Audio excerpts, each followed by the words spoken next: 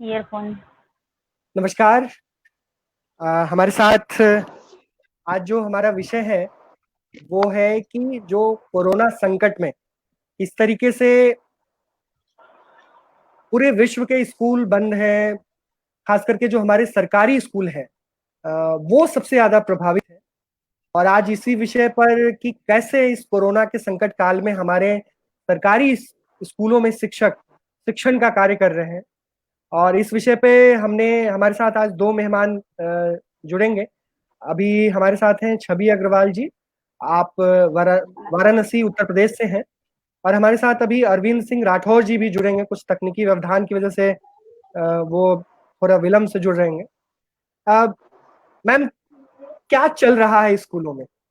अभी तो दुनिया में पूछो तो कहीं सब कहते हैं कि लॉकडाउन चल रहा है, लेकिन सरकारी स्कूलों के शिक्षकों के लिए क्या चल रहा है अभी? सरकारी स्कूल के शिक्षक पहले 9 से 3 पढ़ाते थे। अब जो है पूरा दिन रात पढ़ा रहे हैं सुबह से शाम तक, रात तक, कभी भी। एक्चुअली व्हाट्सएप से हम लोग अब बच्चों से कनेक्टेड हैं। हमने अपने हम्म। स्कूलों के ग्रुप बना रखे हैं। हेड मैम ने सब पहले एक क्लास का ग्रुप बना था, फिर उसमें एक ही ग्रुप में सारी कक्षाओं के बच्चे थे। फिर थोड़ी जी जी। समस्याएं आ रही थी जिसमें कि मतलब बच्चे समझ नहीं पाते थे कि कौन सा होमवर्क हमारा है, क्योंकि उन्होंने कभी व्हाट्सएप वगैरह तो इतना फ्रिक्वेंटली यूज नहीं किया है ना, और एक के बाद एक मैसेजेस आ जाते हैं। कभी कभी क्या होता है, किसी का नेटवर्क प्रॉब्लम है तो वो मैसेज लेट डिलीवर हुआ, तो वो वीडियो बाद में पहुंची, बीच में 2-4 मैसेजेस और आ गए, तो बच्चे बहुत कंफ्यूज हो जाते थे। तो फिर हम लोगों ने क्या किया, क्लास वाइज भी ग्रुप बनाए हैं अपने। हम्म। तो हम बच्चों को पर्सनली भी बोलना पड़ता है। कई बार ऐसा होता है कि सुबह से काम देके बैठे हुए हैं, शाम तक किसी ने रिस्पॉन्स नहीं दिया, तो फोन करना पड़ता है उनकी गार्जियंस को कि क्या हुआ, आज आपने अपने बच्चे का काम नहीं देखा। तो वो बताते हैं अपनी प्रॉब्लम्स, उनकी भी जेन्युइन प्रॉब्लम्स होती हैं जो हम अवॉइड नहीं कर सकते। कभी कभी हम्म। उनके पास बैटरी के इश्यूज होते हैं, लाइट नहीं आ रही है गाँव में, जानते ही हैं। फिर आंधी आ रही थी, आजकल तो मौसम भी इतना मेहरबान है, आंधी तूफान आ गया तो बिजली नहीं है, चार्जिंग की इश्यूज, फिर उसका डेटा का हम्म। प्रॉब्लम। फिर गाँव में जो है वो कनेक्टिविटी इतनी अच्छी नहीं है। हमारा डेटा, जब हम इतने पॉश एरिया में रह रहे हैं, हमारा डेटा गायब हो जाता है, तो उनसे हम कैसे ये एक्सपेक्ट कर सकते हैं कि आप हम उन्हें अच्छे अच्छे 5-6 मिनट्स के वीडियो बना के भेज दें और वो उन्हें देख के हमारा काम करके वापस हमें रिटर्न करें। तो हमारी जी। एक्सपेक्टेशन पे वो पूरा नहीं उतर सकते, लेकिन फिर भी हमारा ये कहना है कि ठीक है, लगातार हम कोई प्रयास थोड़ा थोड़ा ही करते रहेंगे तो वो कुछ कुछ ना कुछ तो रंग लाएगा ही एक दिन। जैसे कि हम शुरू में ही सरकारी स्कूलों की जो एक इमेज है कि नहीं, सब बोलते हैं कि अभी तो और आराम हो गया, इन लोगों को कुछ करना वैसे भी नहीं है, तो ये चीज नहीं है। जितना हमारे बच्चे का होमवर्क आता है उससे ज्यादा होमवर्क हम लोग भी अपने बच्चों को, मतलब मैं खुद देखती हूँ अपने व्हाट्सएप ग्रुप में स्कूल वाले में, कि जी। मैंने काम दिया, फिर मैम हर सब्जेक्ट की मैम है, हर क्लास की मैम है, क्लास 1 हम्म। के 4-4 वर्क जा रहे हैं, 2 के 4-4 वर्क जा रहे हैं। मतलब इतना वर्क देख के मैं खुद टेंशन में आ जाती हूँ कि बच्चा कैसे करने वाला है इसको, क्योंकि उनका तो जी समझना, हम अपने बच्चों की हेल्प कर देते हैं कि आप जो जी। है कि कैसे करेंगे इस वर्क को। मानो मेरे बच्चे को नाउन्स अगर सेलेक्ट करने हैं कि कौन सा प्रॉपर नाउन है, कौन सा कॉमन नाउन है, तो मैं उसे एक्सप्लेन कर सकती हूँ। मैं उसकी पढ़ी लिखी जी। मतलब माँ हूँ, तो मैं उसकी हेल्प कर सकती हूँ। बट उसको जब हम काम भेज देते हैं और अगर उसका हम्म। इंस्ट्रक्शन इंग्लिश में है, तो उसकी माँ उसको नहीं बता पाएगी। तो बच्चा जी। जो होगा वो बहुत परेशान होगा कि हमें इसे क्या करना है। तो ऑडियो भेजते हैं बच्चे कई बार, जैसे बच्चे टेक्निकली उतने एक्सपर्ट नहीं है, तो हमें हंसी भी आती है और बच्चों के ऊपर बहुत मतलब प्यार भी जी आता है कि वो पेपर पे लिखते हैं, मैडम जी। इसमें क्या करना है, कॉपी पे लिखेंगे, उसकी फोटो खींच के भेजते हैं, तो पढ़ते हैं हम। मैंने कहा बाबू को टाइप करने नहीं आ रहा है तो वॉइस रिकॉर्ड कर लो, यहाँ साइड में माइक अच्छा। बना है, उस पे टिप जी करके रिकॉर्ड करके। तो फिर हम लोग कुछ कुछ सीख रहे हैं, मतलब उन लोग टेक्नोलॉजी सीख रहे हैं एक्चुअली अभी।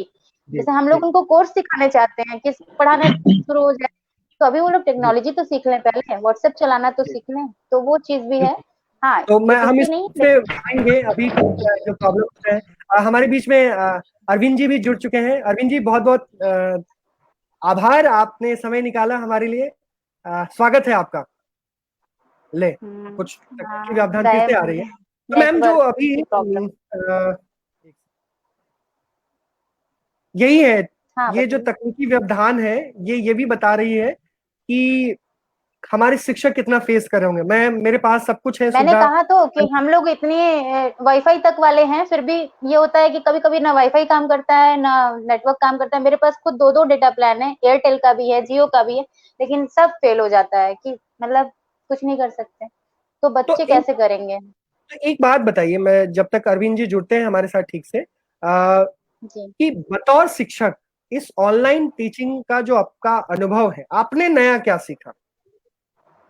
मैंने इनफैक्ट बहुत कुछ सीखा है बच्चों के जरिए, मतलब उनको सिखाने के लिए हम जो क्लासरूम में सोचते थे कि हम ये चीज बता रहे हैं, बच्चे सीख जा रहे हैं, तो घर जी पे बैठे बैठे हम लोग क्या करते थे, जब उनको वीडियो नहीं दिखा पाते थे क्लासरूम में, हमारे साथ भी वही प्रॉब्लम आती थी कि हम वहां पे चाहते हैं कि वीडियो दिखा दे तो नेटवर्क नहीं है फोन में, कैसे दिखाएं। जी तो घर पे जब जी अब हम उन्हें वीडियो सोचे कि अच्छा इतना लंबा वीडियो भेजेंगे बच्चे तो देख नहीं पाएंगे, तो हमने क्या कि पूरे चैप्टर को, हमारा चैप्टर कितना बड़ा है, 2 पन्ने 3 पन्ने का चैप्टर है, हम 10-15 मिनट जी की वीडियो बनाएंगे नहीं। क्लास में तो आधा घंटा पढ़ा सकते हैं, लेकिन वीडियो हमारी सिर्फ कितनी, ज्यादा से ज्यादा 5 मिनट, 2 मिनट, 3 मिनट, बच्चा कितना देखेगा। तो जी हमने क्या सीखा कि कैसे हम किसी बड़े से बड़े कंसेप्ट को एक एकदम प्रिसाइज वे में, मतलब एक छोटे से छोटे तरीके में, एक की पॉइंट के तौर पे उसको कैसे डिलीवर करें कि वो 1 से 2 मिनट में इंस्ट्रक्शन बताएं या उसके बारे में बता दें, और फिर उस पर हम्म, एक्सरसाइज भी हो जाए या बच्चा समझ ले कि उससे करना क्या है। तो वीडियो जैसे अब हम नाउन पढ़ा रहे हैं सपोज कीजिए, जी तो नाउन जब हम क्लास में पढ़ाते हैं तो बहुत लंबा खिंचता है टॉपिक, आज ये नाउन पढ़ा रहे हैं, कल वो नाउन पढ़ा रहे हैं, लेकिन क्या अभी यहाँ पे कॉमन नाउन प्रॉपर नाउन बताना है अगर, तो एक बार बता दिया कि जो चीजें, जैसे आप सब बच्चे हो, तो बच्चे जो हैं वो एक कॉमन नाउन हो गए, लेकिन अगर मैं किसी हम्म, पर्टिकुलर महिमा की बात करूं तो वो एक प्रॉपर नाउन है। तो बस एक सेंटेंस में हमारा कॉमन और प्रॉपर नाउन डिफाइन हो गया, उसके बाद एक्सरसाइज का एक पन्ना भेज दिया, कर दो। जी मतलब एकदम जी छोटे सब, कम समय में ज्यादा बात कहने का एक टेक्निक हमने सीखी है। वीडियोस बनाना सीख लिया है एप्स अच्छा। से, काफी एनिमेटेड वीडियोस हम लोग बना पा रहे हैं और नई नई चीजें हैं। सर तो का दो स्वागत कर बातें आपने लेते बता हैं। रहे हैं कि हाँ बिल्कुल। नमस्ते अरविंद जी। जी जी, नमस्ते भाई साहब। नमस्ते मैम। नमस्ते फ्रॉम यूपी, जी, काशी। मध्य प्रदेश से अरविंद अरविंद सिंह राठौर, मध्य प्रदेश से, सीहोर जिला। जी जी, प्लेजर तो टू सी यू। अभी जो हम लोग बात कर रहे थे अरविंद जी, वो ये है कि लॉकडाउन की अवधि, जी जो हमारा जो अभी का टॉपिक भी है, तो मैं आपसे जानना चाहूंगा कि इस लॉकडाउन की अवधि में आप अपने बच्चों के साथ कैसे इन्वॉल्व हो रहे हैं, थोड़ा अपने अनुभव बताइए। जी, लॉकडाउन जो है ये जी अचानक से, जो 22 से और 23 तारीख के बीच हम लोग स्कूल में ही थे उस समय, और जी जी अचानक से ये चीज एकदम सामने आई और काफी परेशानियां एकदम से खड़ी हो गई। उस समय हमारी 8वीं की परीक्षाएं चल रही थी और 4 पेपर भी हो चुके थे। जी जी और चूंकि पहली बार मध्य प्रदेश सरकार ने बोर्ड पैटर्न पे ये परीक्षा आयोजित कर रही थी, तो जी जी मैंने जो अपने बच्चों को बहुत अच्छे से मोटिवेट किया था इस परीक्षा में भाग, मतलब उत्साह के साथ में भाग लें, तो काफी जी उत्साह था। और जब बच्चों को अचानक ये पता चला कि जी अचानक से सबको घर पहुंचाया जा रहा है, क्योंकि हमारा रेसिडेंटल स्कूल है, हॉस्टल जी है, और अचानक से उनको जब घर पहुंचाया जा रहा था, तो जी सब बहुत ज्यादा जो है मायूस हुए कि हमने जी इतनी तैयारियां करी और अचानक से अब हमारे पेपर नहीं हो रहे हैं। तो जी एक तो ये चीज कि बच्चे काफी मायूस हुए। उसके बाद में जी हम 8 से 10 रोज तक हमारा जो स्टाफ है वो सब एक दूसरे से चर्चाएं करते रहे कि इस बीच में हम लोग अब क्या करें। तो जी जी एक चीज बीच में निकल के आई कि क्योंकि टेक्नोलॉजी का युग है और हम जी लोग सभी व्हाट्सएप है, एंड्रॉइड मोबाइल वगैरह है और लैपटॉप वगैरह, इनका सबका उपयोग कर ही रहे हैं। तो क्यों नहीं हम अब बच्चे जब घर पहुंच गए हैं तो ये डिजिटल लाइन में आए और बच्चों को इसी से हम जोड़ के और घर से ही पढ़ाएं। तो जी हम जी लोगों ने व्हाट्सएप ग्रुप बनाए भाई साहब। अच्छा 8 से 15 रोज बाद ही बना लिए थे हमने लॉकडाउन के अच्छा चलते। तो जी प्रत्येक कक्षा का अलग अलग ग्रुप बना हुआ है। जी और अब सबसे बड़ी एक समस्या ये कि मैंने आपको पहले ही बताया कि ये जो विद्यालय है, यहाँ जी सब जो है वनवासी क्षेत्र की बच्चियां पढ़ती है। जी तो जब ये घर चले गए तो सबसे बड़ी दिक्कत ये आई कि इनके गांवों में एक तो नेटवर्क की बड़ी समस्या है, जी और बहुत कम ऐसे अभिभावक मिले जिनके पास में एंड्रॉइड है और वो व्हाट्सएप जी यूज करते हैं। जी तो जी एक तो जी सबसे बड़ी दिक्कत ये हो गई कि हम व्हाट्सएप ग्रुप में भी बहुत कम, मतलब ये कहें कि 40 से 50% बच्चियों को तो जोड़ पाए। बाकी जी बच्चों जिनके यहाँ पे एंड्रॉइड है ही नहीं, उनको तो हम जोड़ नहीं जी पाए। तो जी एक वो समस्या अलग रखते हुए हम लोगों ने व्हाट्सएप के माध्यम से और जी ग्रुपों के माध्यम से और पढ़ाई जी शुरू की। अब यहाँ जी समस्या एक और आई कि दिन में अभिभावकों के पास में रहता है मोबाइल। जी तो इस समस्या का फिर हमने जो है बैठ के और आपस में बातचीत करके एक बीच का रास्ता निकाला कि अभिभावकों से हमने आग्रह किया कि आप अपने बच्चों को प्रातः 2 घंटे और शाम को 2 घंटे, प्रातः 6 से 8 और शाम को 6 से 8। आप अपने बच्चों को अगर मोबाइल उपलब्ध करा देंगे तो इनकी जो पढ़ाई है ये जारी रह सकती है। उनको कन्विंस किया और काफी अभिभावकों ने हमको बड़ा उत्साह के साथ में समर्थन दिया अपना, और बस फिर ये हमारा एक रूटीन वो बन गया कि 6 से 8 में और शाम को 6 से 8 में, और कौन शिक्षक किस समय जो है ग्रुप में लाइव रहेंगे। और खास करके हमने अंग्रेजी और विज्ञान और गणित इन 3 विषयों को इन ग्रुपों के माध्यम से हमने हमारी पढ़ाई जारी रखी, और अभी तक जारी है। और उतना सफलता तो नहीं मिल पा रही क्योंकि मैंने आपको पहले ही बताया कि ये सभी बच्चे जो है वनवासी क्षेत्र से जहां नेटवर्क नहीं मिलता है। जैसे आप अगर उदाहरण देखें तो आप शायद बड़वानी आए थे और सेमलेट आपने देखा ही है, तो बस ऐसे ही क्षेत्रों से ये बच्चे आए हैं और मिलकर प्रयास कर रहे हैं कि डिजिटल एजुकेशन को इन तक पहुंचाएं, और प्रयास में लगे हुए हैं। बाकी आप जानते ही हैं वनवासी क्षेत्र में से आप बहुत अच्छे से परिचित हैं।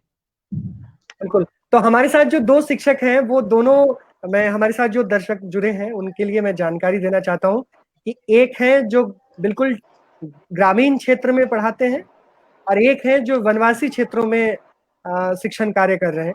तो हमारे पास 2 देश के ऐसे वर्ग हैं, वर्गों को देखने वाले, उनके साथ काम करने वाले लोग हैं जो जिसके बारे में लुटियम दिल्ली में और जिसके बारे में हम शहरों में किसी अच्छे घरों में रहकर हम उनकी समस्या को नहीं समझ पाते।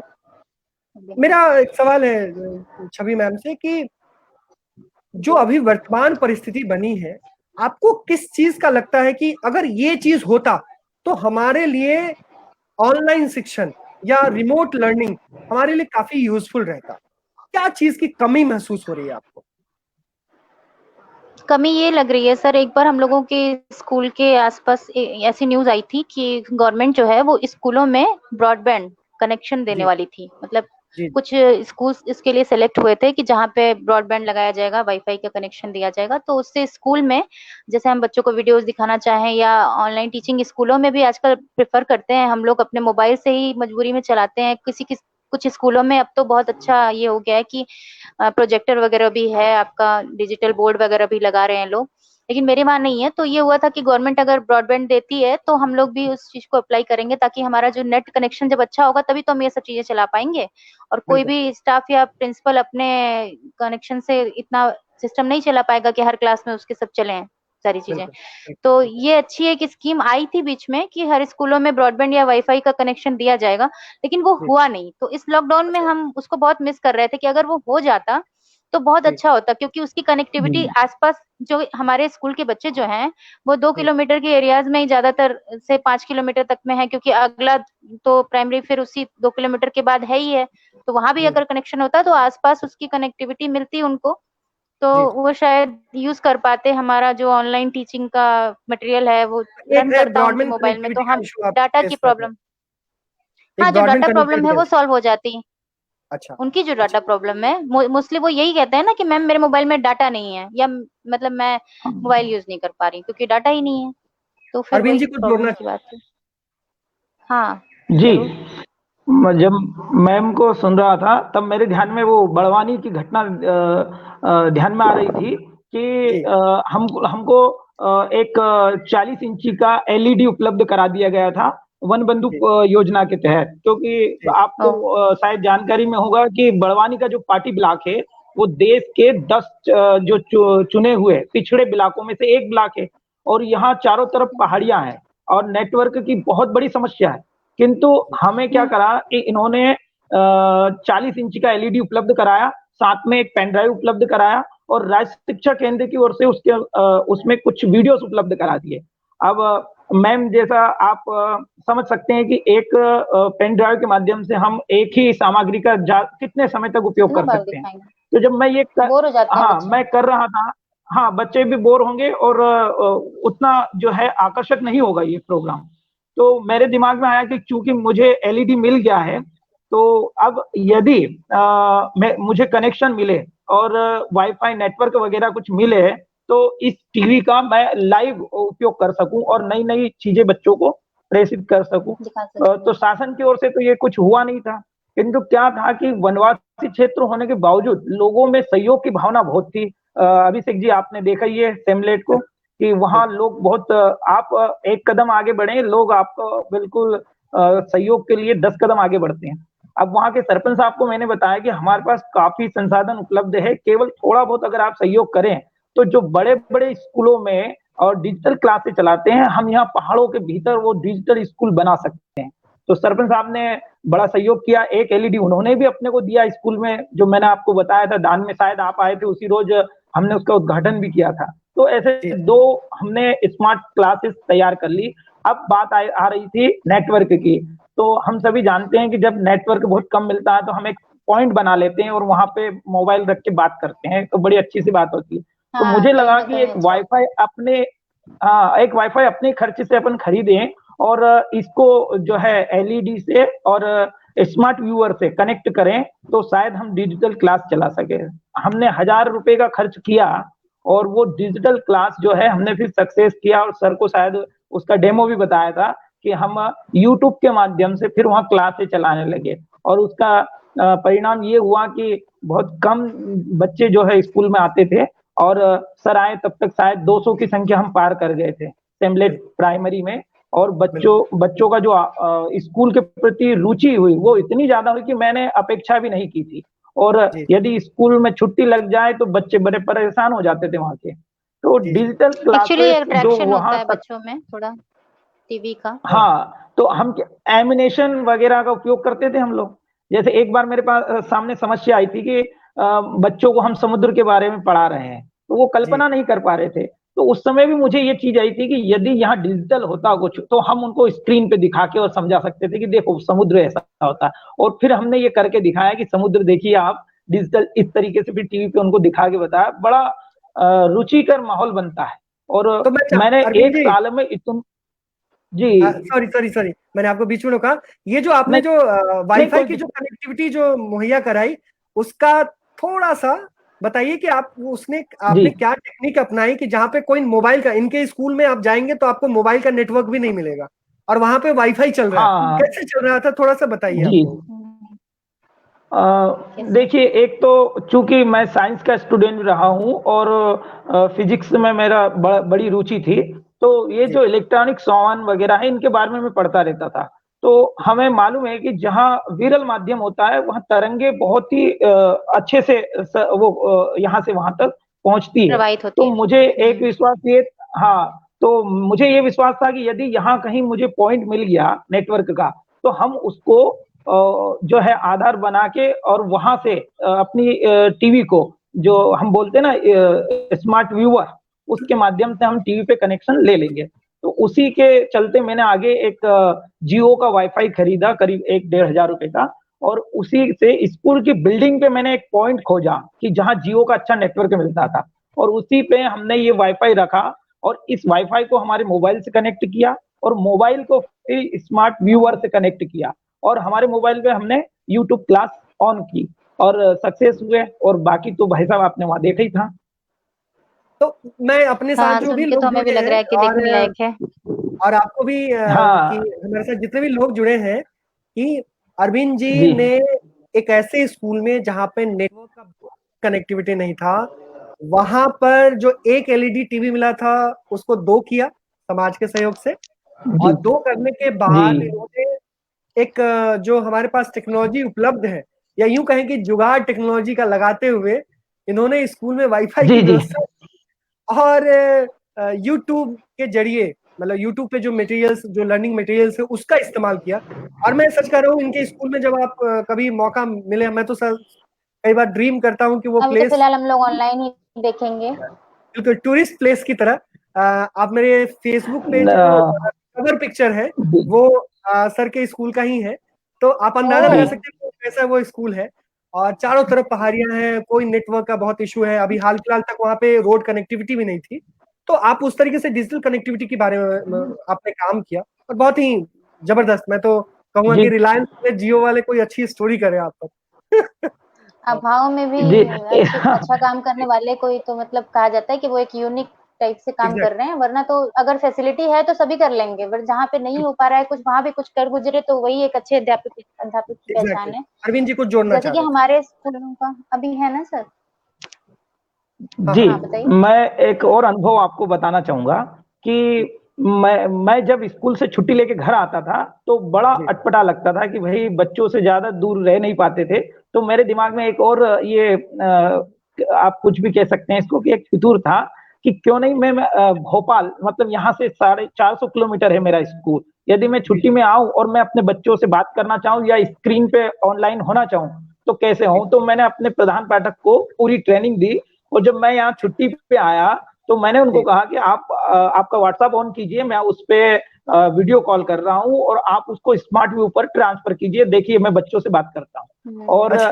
जब ये किया तो बच्चे इतने प्रसन्न हुए, इसके वीडियोस भी वहाँ बड़वानी में काफी चले ग्रुपों पे, और बताया कि जहाँ कल्पना नहीं कर सकते हैं, जहाँ नेटवर्क मिलता नहीं है, पहाड़ों पर चढ़ के नेटवर्क मिलता है, जहाँ टीचर 15-15 दिन अपने परिवार से बात नहीं करते हैं, वहां पर जी डिजिटल क्लास चल रही है। तो आपको एक और ये बताना चाहूंगा कि एक वर्ष में 11 आईएएस अधिकारियों ने दौरा किया था, और जिसमें जी दिल्ली से भी ममता मैडम, शायद सर आप परिचित होंगे, नीति आयोग से ही थे, ममता मैडम आईएएस हैं, वो भी वहां आए थे। तो जी 11 आईएएसओ ने उसका निरीक्षण किया, और इसके बाद में हमारे खुद के कलेक्टर साहब अचानक से आए थे। उनको जब जी पता चला कि यहाँ डिजिटल क्लास कैसे चल रही, तो वो अचानक से उसको मेरे निरीक्षण नहीं स्कूल कहेंगे, में वो आए। अपनी जिज्ञासा शांत करने आए थे।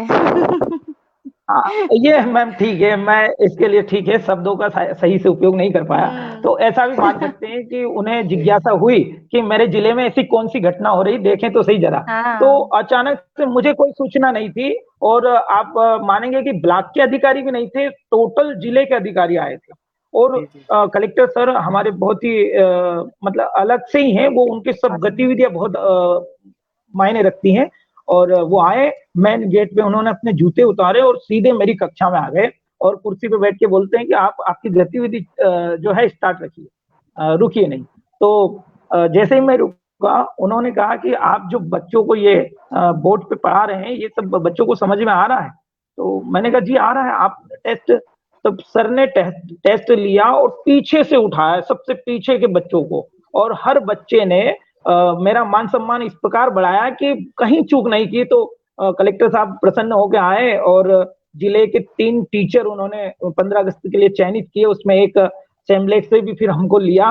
तो मैं बड़ा वो हुआ कि एक आईएएस हैं, वो हमको वेरीफाई कर रहे हैं कि बहुत अच्छा काम हो रहा। तब जाके बड़ी संतुष्टि होती मन में कि हाँ हम सही दिशा में काम कर रहे हैं। और बहुत सारे आईएएस आए, तो मुझे बड़ा अपने आप पे बड़ा वो महसूस हो रहा था कि मैं बहुत बढ़िया काम कर रहा हूँ। मुझे हालांकि इस स्थिति में पहुंचने में करीब 10 एप्रिसिएशन वर्ष लगे। मैटर्स। बिल्कुल। और ये सबसे इम्पोर्टेंट लाइन जो लास्ट में बोला कि 10 वर्षों की मेहनत थी, जो जी जी उनको बिल्कुल। इतने सारे अनुभवों के साथ जोड़ा। तो छवि मैम एक चीज जो मैं जानना चाहता हूँ, जो आप बोलना चाह रहे थे उसको भी ऐड कर लीजिएगा उसमें, कि जो वर्तमान परिस्थितियां जो बनी है और ऑनलाइन शिक्षा आप देने की कोशिश कर रहे हैं, तो एक तो है क्या कि कुछ बच्चे हैं जिनके पास आप एक्सेसिबल हैं, उनको आप सुविधाएं, उनको कुछ पढ़ाने की कोशिश करें, एंगेज करने की कोशिश करें, लेकिन एक शिक्षक के नाते जो बच्चे कहीं ना कहीं उस वो एक्सेसिबिलिटी नहीं है, वहां पे इशू है, उसके लिए आप क्या सोच रहे हैं, क्या कर रहे हैं, और क्या एक सीख मिली है कि आगे के समय में आप ध्यान रखेंगे बतौर शिक्षक? उनके लिए सर हमने ये कहा है उनसे, जैसे हम उनसे कॉल से बात करते हैं, पहले तो हमने उन्हें कॉल किया कि ठीक है आपका व्हाट्सएप नंबर नहीं है, आप नेट नहीं यूज करते हैं, आप व्हाट्सएप वाला मोबाइल नहीं है उनके पास, सिंपल मोबाइल है, तो आप कॉल पे मैंने उनको बताया कि देखिए आप अगर क्लास 2 में हैं तो बेसिक चीजें जो हैं, मतलब हमारा जो अभी ये है कि वर्ड मीनिंग्स हैं, बुक अगर आपके भाई बहन उनके, जब मोस्टली क्या होता है ना, आस एक ही घर में 2-3 बच्चे होते हैं तो बुक्स उनको किसी न किसी तरह से अवेलेबल है, जी मोस्टली किसी न किसी का भाई बहन कोई है, या नहीं भी है जी तो इतना तो अब आ जा सक रहे हैं जो भी किसी से, जैसे हमारे प्रधान जी हैं तो वो थोड़ा इसमें सहयोग कर रहे हैं, वो बीच में उनकी ड्यूटी स्कूल में लगी थी तो उनको हमने कहा था, तो उन्होंने कुछ बुक्स स्कूल से बच्चों को दे दी थी।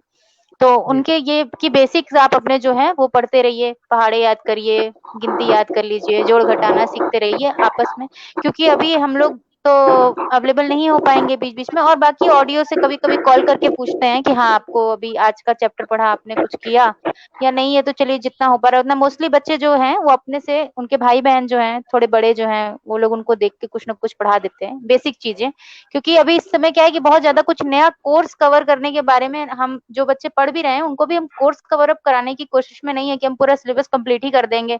इस लॉकडाउन में अगर 6 महीने लॉकडाउन है तो हम आधा कोर्स कंप्लीट कर देता, तो जो बच्चे आएंगे उनको हम सीधे हाफ ईयरली एग्जाम दिलवा देंगे, ऐसा तो कुछ होना नहीं है। मतलब बेसिक चीजें उनको अगर पता है, जोड़ घटाना मालूम है, तो ठीक है, आप अपनी अगली कक्षा की थोड़ी थोड़ी तैयारी बाकी खुलने पे उनको साथ में लेके चलेंगे। क्योंकि साथ में तो सबको लेके चलना है ना, किसी एक को पढ़ा के सब कुछ हम क्या कर सकते हैं? हमारा अचीवमेंट बिल्कुल। उसी से तो नहीं काउंट होना है। बिल्कुल अब तो तो हमारे अरविंद यहाँ जी, लर्निंग आउटकम की परीक्षा होनी है, तो सबकी ही होनी रहती है वो तो। तो अरविंद जी से भी मेरा जी वही बिल्कुल। सवाल है कि जो बच्चे छूट रहे हैं या जिन बच्चों के साथ समस्याएं आ रही है, आप उनके बारे में क्या सोच रहे हैं बतौर शिक्षक, और आगे के लिए क्या लगता है, एक्शन पॉइंट क्या है आपके साथ पास उनके लिए? जी, अभी तो जैसा मैम ने जो बताया है उसमें कोई ज्यादा परिवर्तन नहीं है। वही गतिविधि हम भी कर रहे हैं कि जिनके जी पास में एंड्रॉयड नहीं है उनसे जी व्यक्तिगत फोन पर बात करके, और उनके घर में यदि कोई उनसे अगली कक्षा का छात्र है या उनके जी उनसे बड़े ऐसे मतलब शिक्षा से जुड़े हुए लोग हैं, तो हम उनसे जी निवेदन कर रहे हैं कि हम यहाँ से जो चैप्टर बता देते हैं या जो चीजें जी उनको बता देते हैं। चूंकि अब मैं प्राइमरी सेक्शन में नहीं होके मिडिल क्लासे हैं मेरे पास, तो जी बड़ा आसान है। यहाँ पे हम चैप्टर दे देते हैं उन चैप्टर पर, जी और 4 दिन 5 दिन बाद फिर हम उनसे चर्चा कर लेते हैं फोन पे, आपने कुछ लिया है और यदि जी आपने काम किया है तो कैसा काम किया, ये थोड़ा सा फीडबैक ले लेते हैं, तो वो सक्रियता उनकी बनी रहती है। अभी अनुभव में आया है 4 से 6 ऐसे बच्चे थे, तो जब मैं 3 दिन बाद उनसे पूछता हूँ तो जी उन्होंने उस चैप्टर के बारे में बात करी। इससे स्पष्ट होता है कि वो उस पे लगे हुए हैं। कुल मिला एक के इंटरेस्टिंग फीडबैक से चीज मुझे ये बताना चाह पता रही थी चला। मैं, मुझे भी याद आया है सर की जी बातों जी से। बिल्कुल बिल्कुल बिल्कुल। जी जैसे बोलिए। हमारे बच्चे क्या है ना, अगर हम उनको शुरू से फर्स्ट डे जब जुड़े व्हाट्सएप पे, तो हम लोगों ने उनको भेज दिया था मिसिंग नंबर्स करने के लिए, क्लास 1 के बच्चों को या 2 के जी बच्चे जो भी थे, 1 2 का कॉमन ही रहता है काम। तो क्या जी था कि 1 दिया, फिर 2 गायब था, फिर 3 लिखा हुआ था, ऐसे मिसिंग नंबर्स उसमें भरने थे। तो जी कुछ बच्चों ने क्या जी किया, बिल्कुल। सीन हो जाता है, ये तो हम लोगों को पता है ना कि व्हाट्सएप पे किसने किसने सीन कर लिया है, वो हमें दिख जाता है, पर उनको जी नहीं पता है। जी तो देख करके और फिर बंद मोबाइल, भैया करना था नहीं उनको। तो हमने कहा हम्म। अच्छा देख तो लिए हैं सब, कोई आंसर नहीं आया किसी का शाम तक, तो हम सब शाम को वीडियो कॉल की हमने सीधे। कुछ बच्चे क्या जी होते हैं ना कि कह देते हैं कि हम नहीं है, तो हम वीडियो कॉल किए। तो उनकी मम्मी खाना बना रही थी, फोन उठाई, हमने कहा कि अच्छा महिमा है क्या, जरा बात कराइए। तो कह नहीं, वो तो नीचे है, हमके बुलाइए। तो आई फोन पे, पहले तो सामने ही नहीं आते हैं सब, इतना बुलाने, फिर आई तो हमने कहा बाबू सुबह काम भेजे थे मैथ्स का, की नहीं तुम लोग? तो बोली मैडम हम लोग नहीं देखे, सुबह से मोबाइल ही नहीं खोले हैं, अभी तो चार्ज हुआ अभी खोले हैं। तो हमने कहा कि देखो बाबू, हम लोग मोबाइल तो बहुत दिन से चला रहे हैं, हमको तो पता चल गया है, तुम तो देखी थी सुबह। तो कह रही है जी अच्छा मैडम जी, तो हंसने लगी। तो हमने कहा अच्छा सुनो, नहीं करना है, कल एक ठो वो बना के भेजेंगे, गुड़िया बना के भेजेंगे, उसको बना के तुम लोग भेजना। अच्छा मैडम जी, आर्ट भेजेंगी, कला बनाना है क्या? तो हम बोले हाँ। ठीक है मैडम जी, अभी भेज दीजिए, अभी कर देंगे हम। वो क्या अच्छा, तो फिर उसी समय काम भेजने पे कला बनाए, मतलब और कला वाला का काम भेजो तो बड़े इंटरेस्ट से करेंगे। और जब मैथ्स वैथ्स भेजते तो बोलते हम देखे नहीं है। तो अब जान गए कि मैडम जी को पता चल जाता है कि हम लोग देख लिए हैं, तो आके अगर देख लेते हैं तो काम करके भेज देते हैं। बिल्कुल। जी। अ, जी तो अरविंद जी कुछ ये जोड़ना चाह रहे मैम की बात से, जी जी, एक जरा सा जोड़ना चाहूंगा कि चूंकि हम केवल यदि पढ़ने की बात करें और केवल उनको वर्क देते रहें हाँ तो बच्चे बोर। काफी ऊब जाएंगे। तो हमने जी हमने सुबह की जो क्लास है 2 घंटे की, उसमें मैंने एक नई चीज जोड़ी कि प्रतिदिन या तो पंचतंत्र की कहानी हो या और भी कोई मॉरल कहानी हो, तो एक तो कहानी उपलब्ध कराता हूँ सुबह सुबह, और जी करीब 6 से 8 के बीच में एक कहानी, और साथ में एक महापुरुष का चरित्र या उनका जीवन परिचय, और या फिर जी महापुरुषों से जुड़ी हुई कोई घटना है। तो आपको बताऊंगा कि जी जितना पढ़ने में इंटरेस्ट नहीं है उतना कहानियों में और इनमें है। एक दिन मैंने बहुत बीच में ज्यादा सोचा जी कि इसको मिस कर देते हैं, अपन छोड़ देते हैं, तो क्या जी इसका वो रिप्लाई फोन आता है। आया होगा। मैंने जानबूझ कर, हाँ, तो मेरे पास कम से कम 5-7 बच्चों के फोन आए, सर कहानी नहीं आई, सर आज कहानी नहीं डली, क्या बात हो गई? तो मैंने कहा कुछ नहीं हुआ, आज मैं व्यस्त था, कल से फिर मिलेगी। अब इससे मुझे पता चला कि उनकी रुचि इसमें कितनी इंटरेस्ट है, लेवल। तो फिर हमने और मेहनत, हाँ, हमने और मेहनत करके उनको अच्छी-अच्छी कहानियाँ उपलब्ध कराई है। पिछले 1 महीने तो प्रतिदिन ये काम चल रहा है। जी। हाँ, तो मैंने तो भी यही एक किया था। मैं फिर वो जो ड्राइंग मैंने भेजी थी उसमें क्या किया था, नंबरिंग कर दी थी उसको, कई पार्ट्स में डिवाइड करके 1 2 3 4 ऐसे डाल दिया था और बोला था कि 1 में जो है रेड हाँ, कलर करना है, 2 में येलो करना है, तो अपने आप गिनती पढ़नी पड़ेगी, मजबूरी है उनकी, बिना पढ़े कलर करेंगे तो काट के वापस। अच्छा, कला को जो है उससे जोड़ दिया था। मैथ से जी। हाँ जी, बिल्कुल। बढ़िया। जी जी, तो मेरा नेक्स्ट सवाल है कि जैसे कि अभी जो वर्तमान परिस्थितियां जो बनी है, तो शिक्षक इसके लिए, मुझे ऐसा लगता है कि शिक्षक बहुत तैयार नहीं थे ऐसी भी स्थिति नहीं। को फेस करने के लिए, और अचानक से सब कुछ हुआ। लेकिन मैं कहता हूँ इसको थोड़ा और, सवाल को थोड़ा और एक एक्सटेंशन जो इसका है वो ये है कि ऑनलाइन लर्निंग के लिए हमारे सरकारी स्कूलों के शिक्षक नहीं तैयार थे, अधिकतर लोगों की बात कर रहा हूँ। इस जी। बात को आप किस तरह से लेते हैं, और आने वाले समय के लिए क्या इसमें एक आपको लगता है कि क्या ऐसा 2 काम है जो हमें करना पड़ेगा ताकि बतौर शिक्षक हम बच्चों को ऐसी स्थिति आने पे हम उनको, उनकी लर्निंग प्रभावित ना हो, उसके लिए हम काम कर सके। अब मैं बात शुरुआत करना चाहूंगा अरविंद जी से। जी, भाई साहब, ये आपका जो प्रश्न है ना, ये बहुत ही कठिन प्रश्न है। इसका जवाब देना मेरे लिए तो मैं बहुत कठिन समझता हूँ।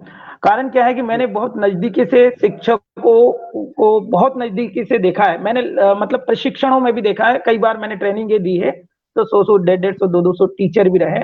तो इसके लिए तो केवल ये हो सकता है कि अपने उन मतलब शिक्षकों को अपने दायित्व के प्रति पहले जागरूक होना चाहिए, बहुत ज़्यादा ज़रूरी है। ये बहुत ज्यादा जी जरूरी है कि वो अपने दायित्व को बहुत अच्छे से समझे, और यदि वो दायित्व जी को अच्छे से समझेंगे तो एजुकेशन के लिए क्या क्या रास्ते निकालना है वो खुद चिंतन करेगा। और जब चिंतन जी करेगा तो ये जो हम आज बात कर रहे हैं ना डिजिटल एजुकेशन की, वो अपने आप जी यहाँ तक पहुंच जाएंगे। तो अभी जी आप जैसे, हम ये भी नहीं कह सकते हैं कि सभी शिक्षक इस प्रकार के हैं। मैंने आपको सुभाष जी यादव का बताया, नालछा के, जी कि पूरे लॉकडाउन में इतनी सारी तैयारियां चल रही है उनकी, और फेसबुक पे जब मैं उनका मटेरियल देख रहा हूँ तो जी आश्चर्य कर रहा हूँ कि क्या मतलब इतने तरीके की उन्होंने सामग्री तैयार करी है कि यदि जी एक सामान्य से शिक्षक को भी उपलब्ध करा दे तो वो बहुत अच्छे परिणाम दे सकता है। मैं जी संभवतः मैं सुभाष जी का संपर्क आपसे करवाऊंगा, तो आप कहेंगे कि सरकारी शिक्षक मतलब सभी एक जैसे नहीं है, बहुत ज्यादा प्रयास कर रहे हैं और बहुत ज्यादा तैयारियां कर रहे हैं, और आने जी वाले समय की चिंता भी कर रहे हैं। बहुत बढ़िया। छवि मैम, सेम सवाल। हाँ, मैं वही सोच रही थी, सर की बातें जब सुन रही थी कि आपने पूछा कि हम जब ऐसा अगर दोबारा कभी होगा तो उस टाइम हम क्या पहले से तैयारी रखेंगे, और क्या आपका प्रश्न था? मैं जरा मिस कर रही हूँ। हाँ, मतलब क्या प्रश्न एक लगता बार, है कि ऐसी थोड़ा स्थिति आवाज डिस्टर्ब था। अचानक से बनी, हम बहुत अच्छे से तैयार नहीं थे, शिक्षक हमारे तैयार नहीं थे, तो क्या सीख मिली, और आने वाले समय में हाँ, क्या याद आया।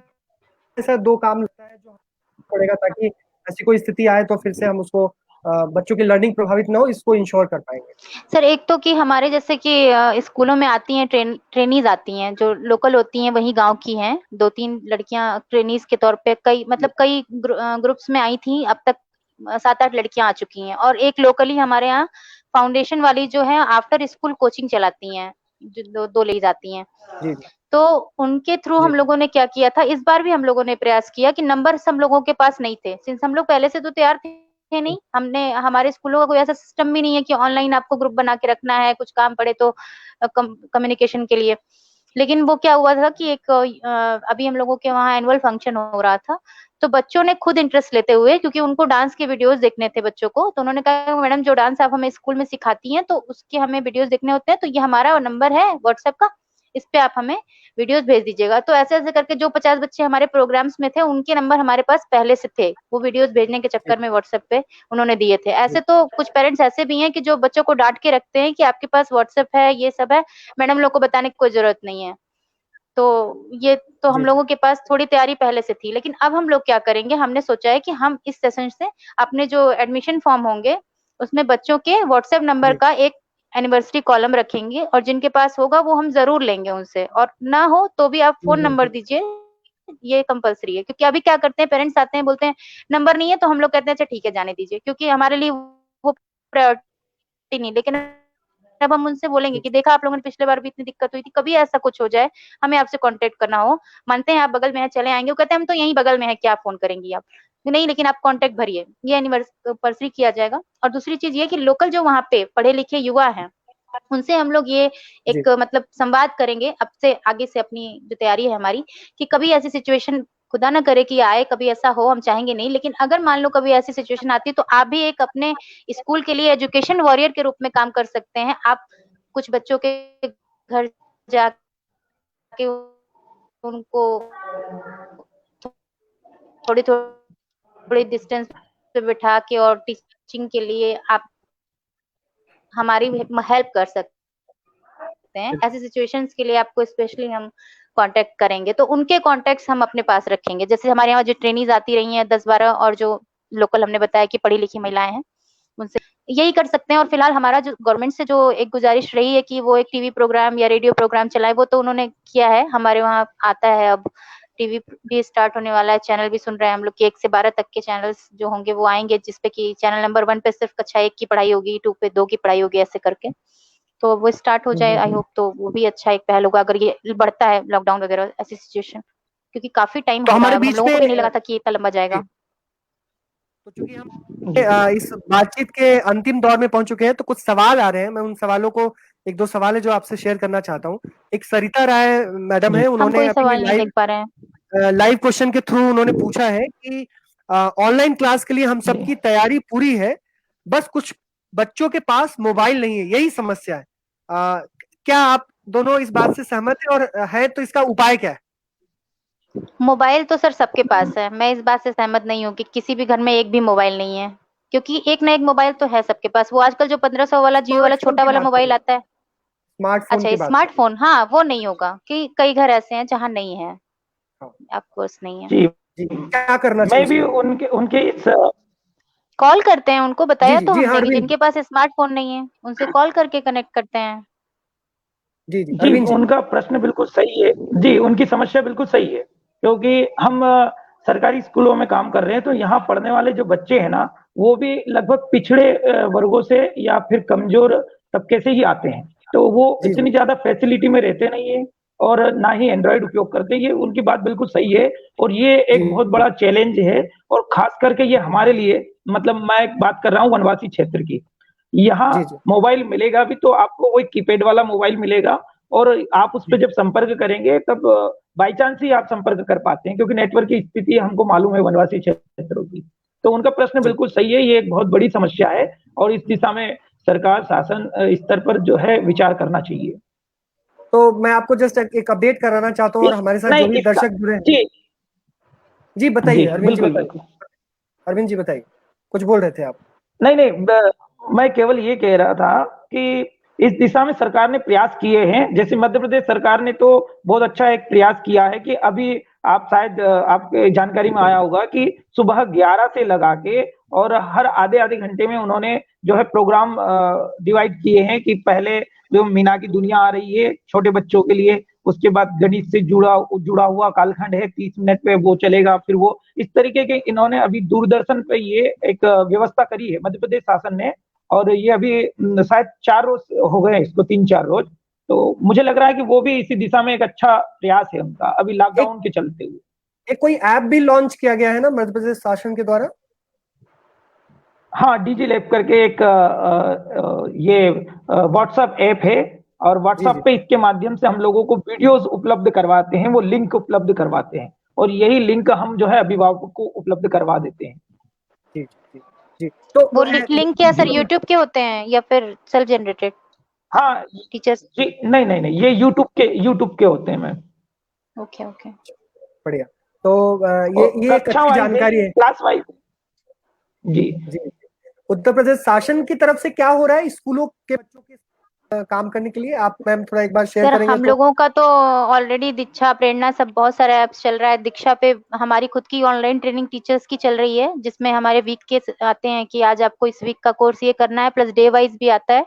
वो ट्रेनिंग जी हम लोग कंप्लीट कर रहे हैं, टीचर्स के लिए है। उसमें हमको बहुत सी अच्छी चीजें सीखने को मिलती है, जैसे चुनौतियां करके एक सेशन था, वो मुझे बहुत पर्सनली अच्छा लगा था। चिंतन करके था, उसका भी मतलब हम क्या अपने, ये समय हमारे अपने खुद के भी सीखने का भी तो है कि हम इस जी लॉकडाउन में अगर अपने वर्क प्लेस पे नहीं जा रहे तो हम कुछ ऐसा नया सीखते रहें जिससे कि हम अपडेट होते रहें और बच्चों से आगे जब जाएं तो एक हमारी अपनी खुद की भी तैयारी हो, जिससे हम उनसे जब मिले तो हम कुछ और बेहतर दे पाए उनको। तो तो मैंने ये बहुत दीक्षा सारी के जरिए ट्रेनिंग से। इसमें कर रखी है, दीक्षा में हम लोग कर रहे हैं। जी। जी, और तो उसमें क्या ये है, हमारे वहाँ जो प्रेरणा के थ्रू बहुत सारे लिंक्स आते हैं बच्चों के लिए भी। दो मतलब हमारे वहाँ तो डिवाइडेड है ना कि आज इस दिन पे 2 सब्जेक्ट आने हैं और वो पढ़ाने हैं, तो 2 चीजों का रोज लिंक आता है वो बच्चों को भेजने के लिए। और अंगाओ अंग्रेजी सुने करके अंग्रेजी के लिए भी एक चल रहा है डेली, तो उसकी ऑडियो क्लिप आती है, वो जी भी बच्चे सुनते हैं। उसमें बहुत अच्छा बेसिक मटेरियल होता है इंग्लिश के लिए। अरविंद जी कुछ पूछना अच्छा, चाह रहे ये हैं। सब मोबाइल, जी जी जी मैम, ये सब मोबाइल ऐप हैं आपके, ये जो हाँ, आप दीक्षा भी नाम बता रहे मोबाइल थे? ऐप है। जी, दीक्षा भी अच्छा मोबाइल ऐप है। जी प्रेरणा एक हमारी एजुकेशनल साइट है, वो सब वहां से ही हमारे जी। शासन मिशन से डेवलप प्रेरणा जो की है गई उत्तर है। प्रदेश शासन की वो इनिशिएटिव है। जी अरे बढ़िया। ये तो शिक्षकों के लिए है? जी। ये जो एप्स हैं ये शिक्षकों के लिए हैं? हाँ हाँ, एक्सेस करते हैं हम लोग, उसमें लॉगिन वगैरह हमारी की जाती है। सब डिटेल्स वगैरह देने के बाद हम उसमें अपने मोबाइल पे लॉगिन करके जी रखते हैं, फिर उसको ओपन करके रीड करते हैं। दीक्षा में क्या है ना कि आप पूरे, जैसे क्लास 1 का सारा चैप्टर है, उसके क्यूआर कोड्स हैं, उसके आप स्कैनिंग कीजिए, उसको शेयर कीजिए, बच्चे भी उसको एक्सेस कर सकते हैं। मतलब स्टूडेंट्स के लिए भी है, टीचर्स के लिए भी, उसमें अलग अलग कैटेगरीज हैं, तो एज ए पेरेंट भी आप उसमें जी लॉगिन कर सकते हैं। दीक्षा बहुत जो सारे है ऑप्शन हैं। मानव जी विकास मंत्रालय की वो इनिशिएटिव है, और उस पर बहुत तरह की मतलब हजारों सामग्री है जिसका सदुपयोग किया जा सकता है। तो मध्य प्रदेश ऑडियो शासन क्या वीडियो। कर रही है और उत्तर प्रदेश शासन क्या कर रही है आपने अभी सुना। मैं कुछ दर्शकों को और हमारे दोनों पैनलिस्ट को भी एक जानकारी देना चाहते हैं कि इंफ्रास्ट्रक्चर, डिजिटल इंफ्रास्ट्रक्चर के बारे में हमने अभी बात की। भारत सरकार एक भारत नेट प्रोजेक्ट एक चला रही है जिसपे हजारों करोड़ खर्च हो रहे हैं, और उसमें टारगेट है 2014 में इस पे काफी काम होना शुरू हुआ। देश के लगभग 1 लाख पंचायत हमारे ब्रॉडबैंड के साथ जी कनेक्टेड हो गए हैं, और बाकी के जो 1.5 लाख पंचायत जो बाकी है उसको 2022 तक कंप्लीट करने का प्लानिंग है। एक मिशन ब्रॉडबैंड चल रहा है अभी, ब्रॉडबैंड मिशन भारत सरकार का। उसके तहत देश में अभी जी लगभग 5 लाख के आसपास में मोबाइल टावर है, उसको दुगुना करना है। और इसके अलावा भी इंटरनेट की जो उसको भी ग्रामीण क्षेत्रों में बढ़ाने की योजना है, क्योंकि आप जानते हैं कि इंटरनेट अवेलेबल होना ही पर्याप्त नहीं है, उसकी स्पीड भी होनी चाहिए। तो ऐसे कुछ जी प्रयोग बिल्कुल। चल रहे हैं। Digital board, operation digital board के तहत हमारे देश के लगभग 7 लाख स्कूलों को भी डिजिटली कनेक्ट करने की कोशिश चल रही है। तो ऐसे सारे प्रयास चल रहे हैं। मैं अब ज्यादा आपका समय नहीं लूंगा, क्योंकि ऑलरेडी हम लोग 40 मिनट बातचीत कर चुके हैं। आखिरी के 2 प्रश्न। जी पहला प्रश्न, सरकारी स्कूलों, यक्ष प्रश्न। आवाज नहीं आ रही है। सरकारी स्कूलों का भविष्य हेलो। एक शिक्षक के नाते आगे क्या देख रहे हैं आप? अभी आवाज आ रही है? सरकारी स्कूलों जी का कोरोना के बाद क्या भविष्य देख रहे हैं, किस तरीके का परिदृश्य होगा? सर, थोड़ी प्रॉब्लम्स तो आने वाली हैं, क्योंकि बच्चे भी इसके लिए रेडी नहीं थे और सभी बच्चे नहीं पढ़ पा रहे हैं, ये भी झूठ नहीं है। तो जब सभी नहीं पढ़ पा रहे हैं तो जब हम दोबारा से मिलेंगे तो हमें मान के चलिए कि 0 से नहीं तो लेकिन 1 से तो स्टार्ट करना ही पड़ेगा, क्योंकि बच्चे नहीं, इतनी ज्यादा भी एक्सेसिबल नहीं है हमारी ये इंटरनेट सेवाएं, या फिर हमारा जो वीडियो या फिर जो भी ऑडियो हम भेज रहे हैं वो सब बच्चे नहीं ले पा रहे। मेरी क्लास में खुद 31 बच्चे हैं, तो मैक्सिमम 10 बच्चे ही उसको देख सुन पाते हैं या कर पाते हैं। तो ऐसे में हम 20% मतलब जो 20 बच्चे हैं उनको छोड़कर हमारे कैसे 10 बच्चों के साथ हम आगे बढ़ जाएंगे। वो तो वैसे भी वो 10 बच्चे जो ऐसे बच्चे हैं कि जो हम क्लास में भी जब होते हैं तो वो पढ़ाते समय भी वो करके पहले बैठ जाते हैं, वही बच्चे, क्योंकि उनके घर में थोड़ी सुविधाएं अच्छी हैं, तो उनके पास मोबाइल भी है, घर वाले भी पढ़े लिखे हैं, तो वो एक तरह से वो पहले भी ऐसे भी कोप अप कर लेते हैं। लेकिन अब जो बच्चे छूट रहे हैं उनको लेके चलना हमारी जिम्मेदारी है। तो हमें लगता है कि थोड़ी प्रॉब्लम्स आएंगी, लेकिन हम तैयार हैं। कुछ ना कुछ हम ऐसा शॉर्ट टर्म पेपर वगैरह डिजाइन करेंगे अपना सिलेबस इस तरह से कि जल्दी जल्दी उसको हम कवर अप कर सकें। हालांकि अब हम लोगों की गवर्नमेंट, अगर जैसे और जगह पे ये होता है कि अलाउ करते हैं संडेज को भी स्कूल खोलते हैं पढ़ाते हैं, लेकिन हमारे वहाँ तो बच्चे भी इतना अपने घर के काम भी देखने होते हैं सभी को, तो शायद ना हो पाए। मे भी होगा तो अगर देखा ही जाएगा, क्योंकि इतनी छुट्टियां मिली हैं तो उसको कहीं ना कहीं बराबर करने के लिए हो सकता है ये सब चीजें भी की जाए। तो सिलेबस तो पूरा करना ही होगा, क्योंकि एग्जाम देना है तो एक जो हमारा डिसाइडेड है पैटर्न उसको लेके चलना ही है, तो किया जाएगा और होगा, अच्छी स्थिति होगी, एक बहुत आपका अच्छी तो कहना नहीं है लेकिन। लर्निंग को लेकर है कि लर्निंग को लेकर जो बच्चे छूट गए हैं उनको हम कैसे उनका कवर अप करें, जो ये अभी बीच के अवधि में जो उनका व्यवधान हुआ है उसको कैसे हम एक तरह से मैं बोलूंगा कि कंपनसेट करना टाइप से, उसको उसमें मुझे चुनौतियां क्या फेस लगता है कि मुझे लगता है कि पूरा सिलेबस मतलब हम चैप्टर वाइज जैसे क्या करते हैं, पहले चैप्टर रीडिंग करते हैं, फिर उसकी मीनिंग बताते हैं, फिर एक्सरसाइज पे जाते हैं। अब हमें थोड़ा करें। तरीका बदलना होगा, हम पहले एक्सरसाइज पे जाएंगे, पहले उनसे अच्छा, पूछेंगे कि आप कैसे कर पा रहे हैं, नहीं कर पा रहे, तो टू द पॉइंट मतलब उसको सॉल्व करने के लिए हम तरीके बताएंगे कि आप इसको कैसे समझ के करेंगे, क्योंकि अब पूरा चैप्टर पढ़ने पढ़ाने का टाइम नहीं रह गया हमारे पास, तो हम ठीक इस है। स्ट्रेटेजी को अपनाएंगे। जी और बिल्कुल। अरविंद जी आप क्या देख रहे हैं, जब कोरोना जब स्कूल खुलेंगे तो उस समय क्या आप जी चुनौतियां देख रहे हैं, क्या अवसर देख रहे हैं? सर बिल्कुल अंधेरे में चले गए हैं। कोई नहीं, वो नेटवर्क। मैं जहाँ बैठा हूँ मैं हाँ जहाँ हाँ, भाई साहब को मैंने बताया था कि छत मैं पे। एक गांव में हूँ। हाँ नहीं, एक गांव अच्छा। में हूँ। मतलब अभी मैं श्योर नहीं हूँ। तो मैंने भाई साहब को पहले ही बताया था कि यहाँ या तो नेटवर्क की समस्या हो सकती है। तो एक कोई बात नहीं, नई आपकी जो आवाज आ रही है। इट्स ओके, हाँ आप दिख रहे हैं। जी काम चल रहा था, मैं वहीं बैठा हूँ जी जी, एक शांत जगह पे। तो कोई बात मैं केवल ये बताना चाहूंगा कि आपने जो प्रश्न खड़ा किया है कि आप आने वाली चुनौतियों को कैसे देख रहे हैं और कैसे क्या स्टार्ट करेंगे जब लॉकडाउन खुलेगा या जो बच्चे छूट रहे हैं उनके लिए।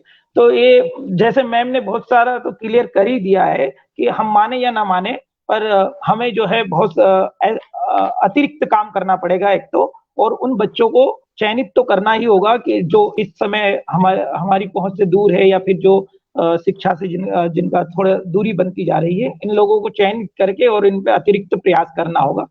दूसरी है। बात ये है कि मैम बता रहे थे कि सिलेबस तो हमको पूरा करना ही है, तो तरीका मैम का ही अपनाना होगा कि हमें सिलेबस पे जो है इसी तरीके से ध्यान देना होगा कि कितनी जल्दी हम अब उसको करवा सकें, क्योंकि जो हम ऑनलाइन पढ़ा रहे हैं ये समझ में नहीं है, मतलब 30 से 40% बच्चे ही कर पाएंगे, बाकी 60% बच्चे इससे छूटे हुए हैं, ये बिल्कुल कन्फर्म है। जी जी जी। अभिषेक जी, किसी ने कमेंट किया है कि 100% बच्चों तक शिक्षा पहुंचाने का विकल्प खोजिए, ऑनलाइन से ऐसा संभव नहीं है। तो भैया हम बिल्कुल। लॉकडाउन में घर पे ही हैं, कैसे खोज लेंगे और कैसे निकल जाए क्या बाहर?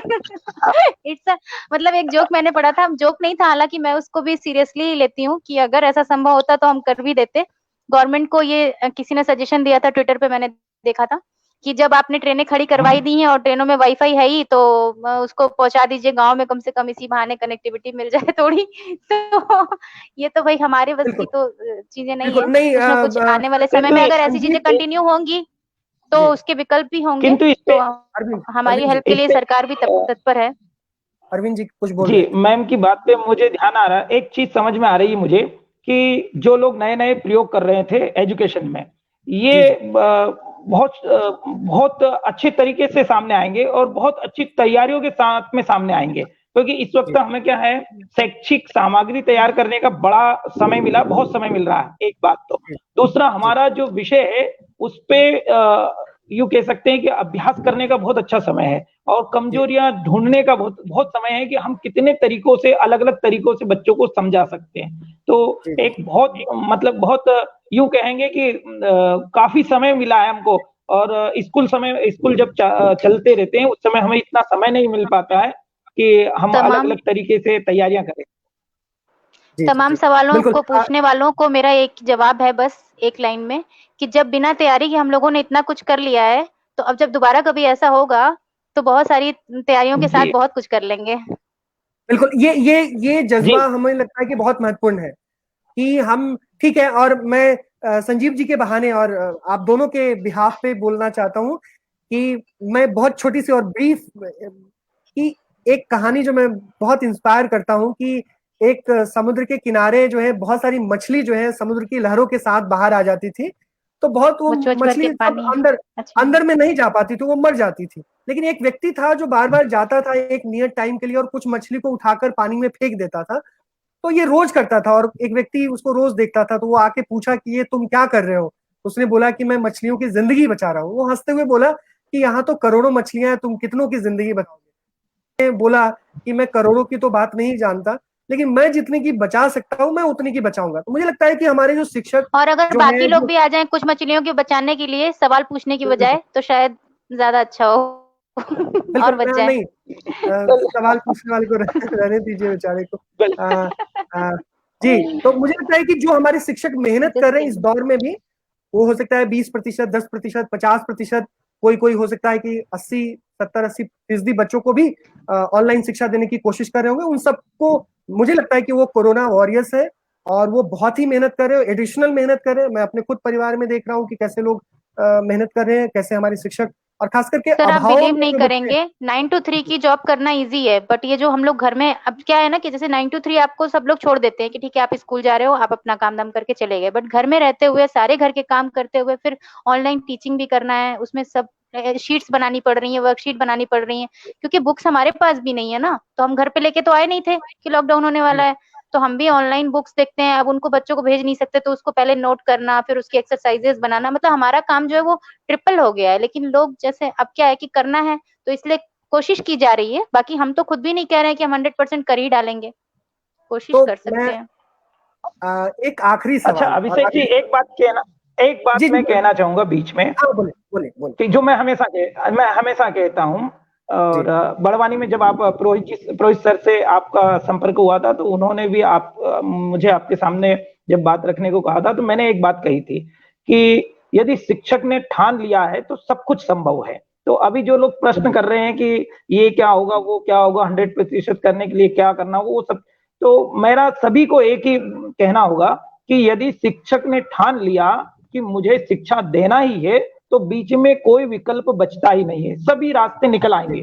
सेमलेट में जी मैंने ये अनुभव किया है, वहां जब 35 बच्चे स्कूल आते थे, तब मैं विचार में पड़ा रहता था कि भाई इतना बड़ा गांव है और केवल 35 बच्चे।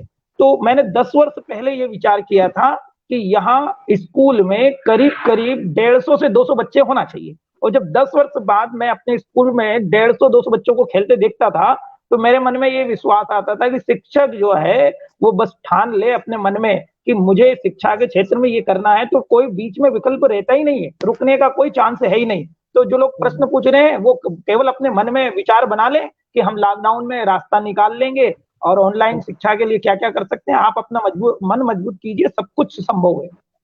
बिल्कुल। तो ये शिक्षकों के लिए भी एक बहुत, तो हमने शिक्षक समुदाय के बारे में बहुत तरह की बातें की, हमने बच्चों के साथ परेशानी हो रही उसके बारे में भी बातें की, और हम ऑनेस्टली इस बात को स्वीकार भी आप लोग कर रहे हैं कि हम सभी बच्चों तक पहुंच नहीं बना पा रहे, लेकिन हम जहां तक संभव हो रहा है मैं कोशिश कर रहे। हो सकता है सब बेनिफिशियरी नहीं हो, मैं तो बात कर रहा हूँ कि सभी को लर्निंग कंटेंट मिल रहा है, मैं इस बात से भी इत्तेफाक नहीं रखता।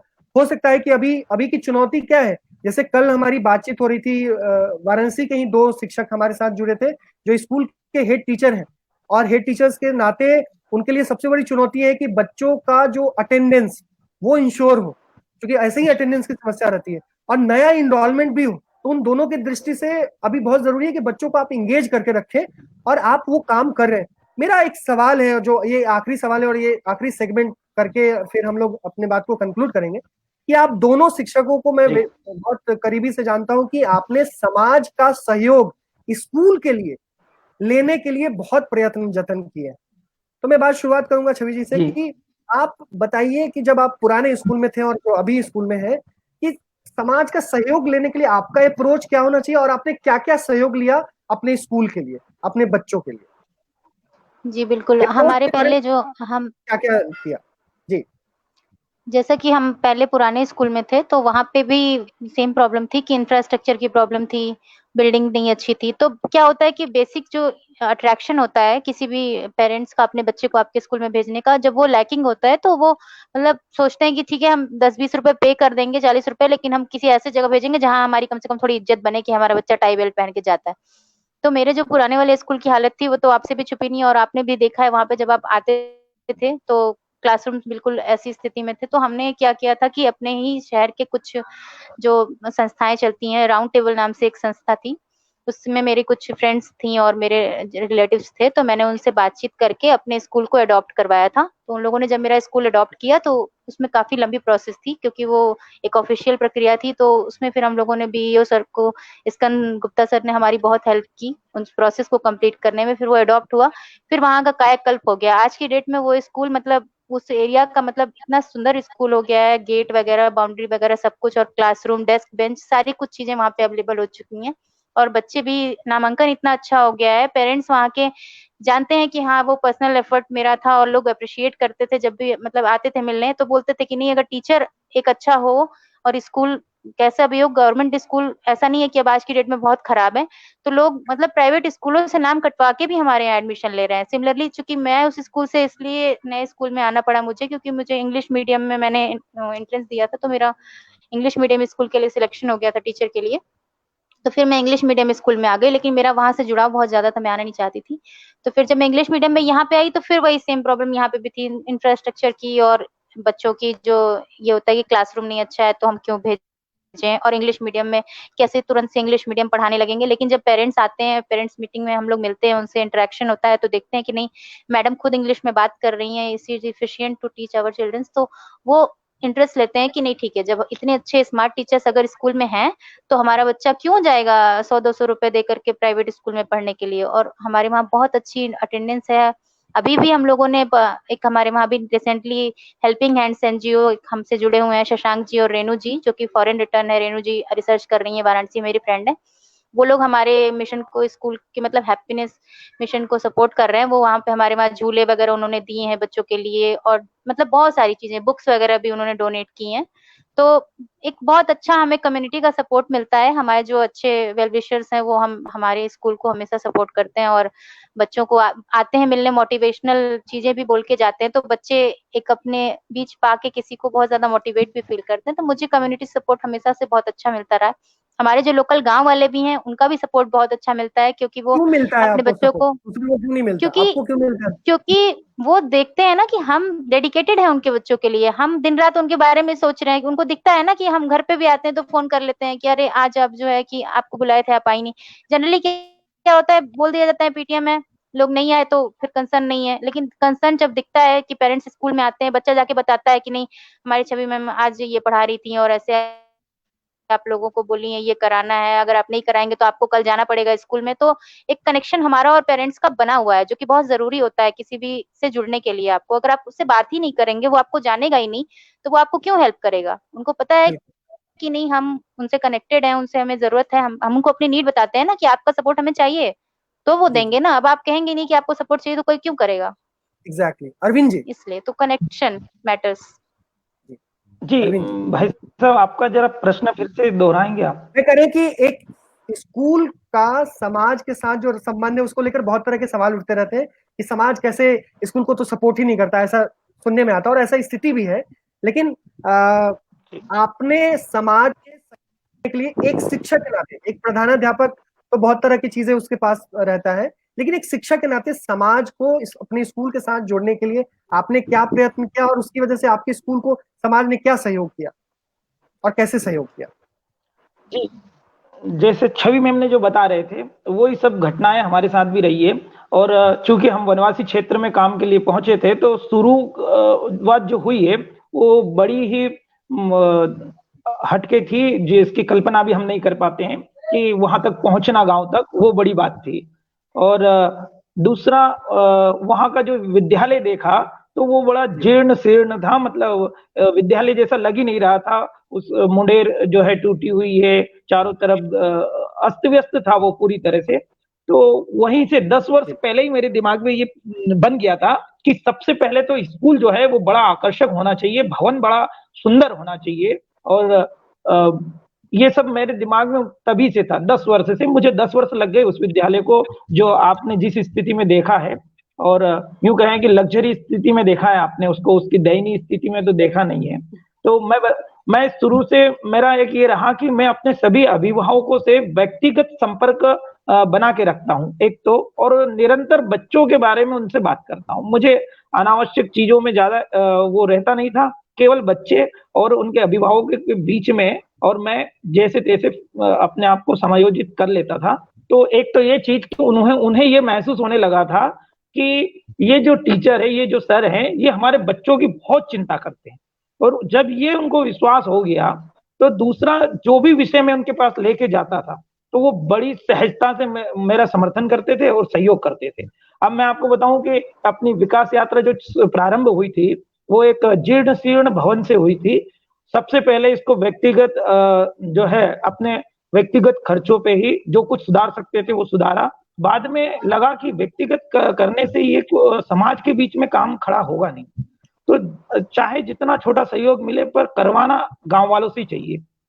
तो ये एक संकल्प लिया और फिर हमने हमारा काम शुरू किया, गांव से ही सहयोग लेके और विद्यालय के भवन को जो है और अच्छी स्थिति में लाए। दूसरा, विद्यालय में जो जो संसाधन होने चाहिए इनसे पहले लोगों को अवगत कराया कि एक अच्छा विद्यालय ऐसा होता है। और चूंकि शहरों के स्कूल आपने देखे ही है, यदि हम वैसा बनाना चाहें तो कोई बड़ी बात नहीं है, ये उनको विश्वास दिलाया। हम छोटे छोटे प्रयास करके और हमारे विद्यालय को और शहरी विद्यालयों की भांति बना सकते हैं। ये जब उनको ये विश्वास हो गया, तब उन्होंने मुझे निरंतर अपना सहयोग देने लगे। वो तो पहले हमने स्कूल की रंगाई पुताई वगैरह, फिर उसके सामने जो है बरामदे वगैरह बनाना शुरू किए। इन बरामदा और इन सभी को सुरक्षित रखने के लिए लोहे की जालियां वालियां ये सब बनाया। इसके बाद में टीवी वाला आपने सुनी रखा कि एक तो शासन ने दिया था, दूसरा सरपंच साहब ने प्रसन्न होके और 40 इंची एलईडी की उनने व्यवस्था करी। फिर मुझे एक समझ में आई कि हम लोगों को शासन काफी अच्छा वेतन देता है, तो चूंकि शिक्षकों में काफी अच्छा वो वर्चस्व कह सकते हैं कि अच्छा था, तो मुझे लगता था कि मैं जो आग्रह करूंगा मुझे समर्थन मिलेगा। तो मैंने व्हाट्सएप पे एक मैसेज बनाया कि मुझे मेरे विद्यालय में प्रत्येक बच्चे के लिए डेस्क लगानी है और इसके लिए सहयोग की आवश्यकता है, और जो भी सहयोग करना चाहे वो 1100 रुपए से सहयोग कर सकता है। तो आप देखेंगे कि पूरे विद्यालय में डेस्क लग गई और ये सब शिक्षक साथियों का सहयोग था। प्रत्येक शिक्षक ने मुझे 1100 रुपए का दान दिया, तो मैंने जो है डेस्क लगा ली। इसके बाद में वहां पे विद्युत की बड़ी समस्या थी।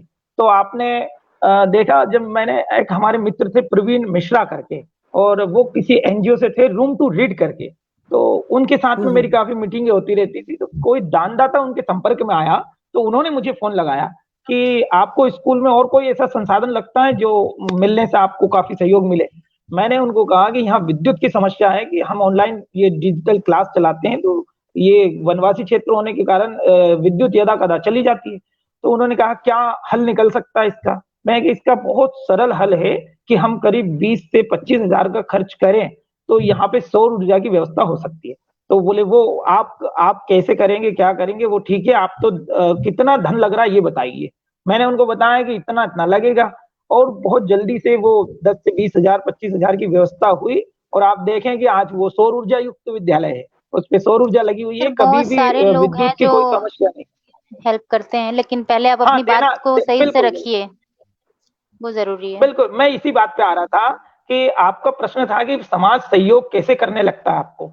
तो मैं बताऊं कि आप अपने आप को लोगों के सामने सिद्ध कर दीजिए कि आप उस योग्य है कि आप उनके लिए काम कर रहे हैं, या आप सिद्ध कर दीजिए। लोग अपने आप आपके पीछे आते हैं, आपसे पूछते हैं कि आपको क्या चाहिए।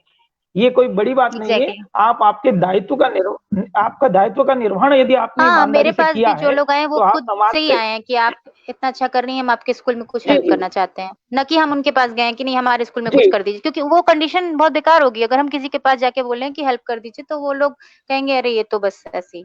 तो सबकी बात से मैं एग्री करती हूं। मैंने करीब 3-4 वर्ष तक किसी के पास नहीं गया मैं सहयोग लेने के लिए, करीब 3 वर्ष तक। मतलब मुझे 3 से 4 वर्ष लगे थे वहां ये विश्वास दिलाने में कि मैं और सही दिशा में आपके बच्चों के लिए काम कर रहा हूँ। केवल ये विश्वास दिलाने में मुझे 3 से 4 वर्ष लगे थे। और आप देखेंगे कि उस 4 वर्ष से लगा के और बाद में मैंने पूरे टाइम समाज का सहयोग लिया। और मैं आपको बताऊं कि जब मैं ट्रांसफर होके आ रहा था, उस वर्ष का जो मेरा सहयोग है वो 3.5 लाख का है। मतलब 3.5 लाख रुपए विद्यालय को दान मिला है। और एक समय यहाँ ये कहा जाता था कि आप दान की बात कर रहे हैं, सहयोग की बात कर रहे हैं, यहाँ स्कूल में जो संसाधन होगा वो उठा ले जाएंगे लोग। मुझसे इस तरीके की वहां बात हाँ, ऐसी बातें होती थी। और आप ये एलईडी ला रहे हो, ये ला रहे हो, ये संसाधन आपके यहाँ रहने नहीं देंगे, लोग ले जाएंगे। मैंने कहा ये लोगों का ही है, उन्हें बस ये एहसास हो जाए कि ये हमारा है, ये कहीं नहीं जाएगा। और आप देखिए आज सेमलेट, मैंने शायद आज ही आपसे बात कर रहा था कि वहां के प्रधान पाठक बड़े चिंतित होकर मुझे फोन लगाए थे कि लॉकडाउन में क्या किया जाए, लॉकडाउन में क्या किया जाए कि बच्चों को वैसा ही बनाए रखें। तो आप देख लीजिए कि हम यदि सही दिशा में काम करते हैं तो प्रभाव कितना पड़ता है समाज के ऊपर। तो मुझे लगता है कि केवल आपके दायित्व का निर्वहन ठीक से करिए आप, और समाज आपके पीछे आ जाता है। ठीक है, एक कंक्लूडिंग रिमार्क जो अगर आप कुछ देना है और जो भी हमारी बातचीत हुई, अगर उसको कंक्लूड करना चाहे, मैं दोनों आदमी को बारी बारी से, पहले छवि मैम।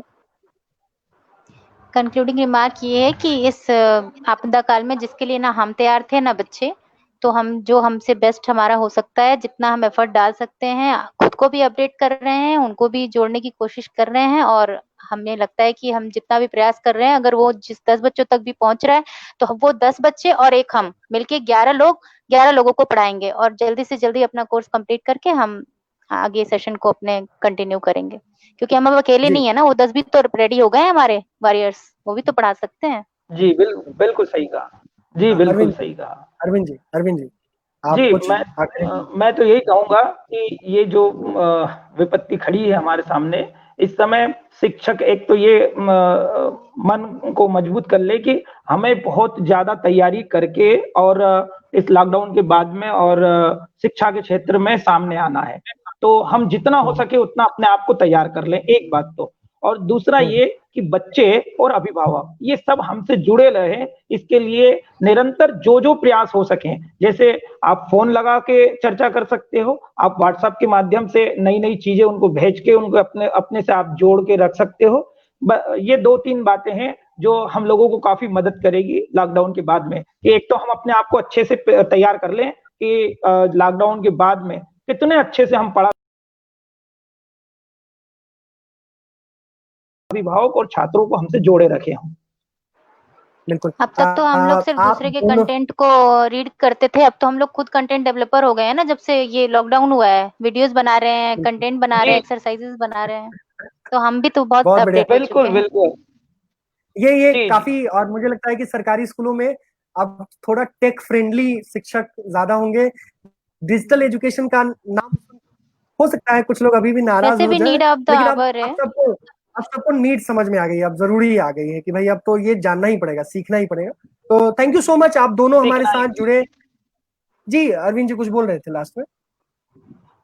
नहीं, मैं बस यही कह रहा था कि डिजिटल जो शब्द आया था आज से 4 साल पहले मेरी लाइफ में, उस डिजिटल का आज इतना महत्व समझ में आ रहा है कि मैं कल्पना भी नहीं कर पा रहा हूँ। मतलब एक मेरा जो फितूर था सेमलेट में कि डिजिटल होना चाहिए और मेरा स्कूल जो है एमपी में बेस्ट होना चाहिए, पूरे मध्य प्रदेश में मेरे स्कूल को जानना चाहिए, ये मेरा एक फितूर था कि दिल्ली तक लोग ये जाने कि सेमलेट करके कोई जगह है और वहां पे प्राइमरी स्कूल है। ये मेरा फितूर था कि इसको इतना अच्छा करना है कि सभी इसको देखे और जाने। तो आज मुझे समझ में आ रहा है कि वो मेरा फितूर आज के लिए था। मतलब मुझे जो है ईश्वर ने पहले ही उसके लिए तैयारी के लिए ये चुना था मुझे। और आज देखिए आप और हम डिजिटल क्लास की बातें कर रहे हैं, और जो डिजिटल क्लास में शायद 4 साल पहले चला रहा था। जी तो ये इस पे बस यही बोलेंगे कि अभी मानव संसाधन विकास मंत्रालय ने अभी मुझे लगता है कि 3 साल हो रहे होंगे, उन्होंने आईसीटी अवार्ड शुरू किया देश भर में राष्ट्रीय लेवल पे। पहले तो केवल शिक्षकों को भी पुरस्कार मिलता था, लेकिन उसके अलावा जो आईसीटी मीडियम का इस्तेमाल करते हुए शिक्षण कार्य करते हैं उसको लेकर, और ऐसे बहुत सारे शिक्षक है उत्तर प्रदेश में भी, कई सारे शिक्षक है जो मेरे संपर्क में है, वो सब कुछ, तो वो जो बात करते थे कि डिजिटल एजुकेशन भी संभव है, ऑनलाइन प्लस ऑफलाइन, ये नीड है। और अभी के समय में शिक्षकों ने उसकी महत्ता को समझी है। आप दोनों हमारे साथ जुड़े, आपने शिक्षकों की बातें की, आपने बच्चों की बातें की, आपने समाज की बातें की, आपने क्या सीखा ये भी शेयर किया। और आने वाले समय में सरकारी स्कूलों का भविष्य कैसा है, मेरा मानना है कि बहुत अच्छा है। वो शिक्षकों के लिए भी एक बेहतरीन मौका मिला और तैयार हो रहे। आप दोनों हमारे साथ जुड़े, मुझे बहुत खुशी मिली सरकारी स्कूल प्लेटफॉर्म की तरफ से, और मैं अपनी ओर से आपका बहुत बहुत धन्यवाद करता हूँ। हम आपका आपने धन्यवाद अपना करना चाहते हैं कि आपने हमें इतना अच्छा प्लेटफॉर्म दिया अपनी बातें रखने के लिए, शेयर करने के लिए, और एक हौसला दिया कि हम अपनी बातें कह सकें, बता सके, लोगों तक पहुंचा सकें। आप इसके लिए ज्यादा धन्यवाद के पात्र हैं। साधुवाद आपको काशी से। जी भाई साहब, मेरी तरफ से भी आपको बहुत बहुत धन्यवाद कि आपने एक बहुत अच्छा स्थान दिया हमारे विचारों को रखने के लिए। और अभिषेक मैं सर चाहूंगा हमेशा कि से आप मोटिवेटर निरंतर रहे हैं हमसे एक इसी तरह अच्छे। जुड़े रहें। जी जी, वो मैं कह रही सेमलेट थी में कि देख अभिषेक चुका हूँ सर के मैम। बारे में। जी, मैं जी जी। अभिषेक सर के बारे में कह रहा हूँ कि मैं बहुत अच्छे से सर को जानता हूँ और बहुत अच्छे से सर के मोटिवेशन को देखा है मैंने कि बिल्कुल उत्साह भर देते हैं वो। स्पेशली मैं तो कहूंगी कि बातचीत में मेरी उत्साह। जर्नी की शुरुआत इनसे ही हुई कि पहले मैं अपने स्कूल में ही जो भी करती थी सोचती थी ठीक है बस कर रहे हैं ना, काम तो हो रहा है। फिर इन्होंने बताया कि शेयरिंग की क्या महत्ता होती है, उसे हम कैसे शेयरिंग से दूसरों को इंस्पायर करते हैं। तो मेरी जर्नी की शुरुआत ही इनसे हुई थी। तो मैं तो इनको अपना जी बहुत जी। बड़ा मोटिवेटर मैं मानती अब हूँ। ये भावुक पल हो जाएगा।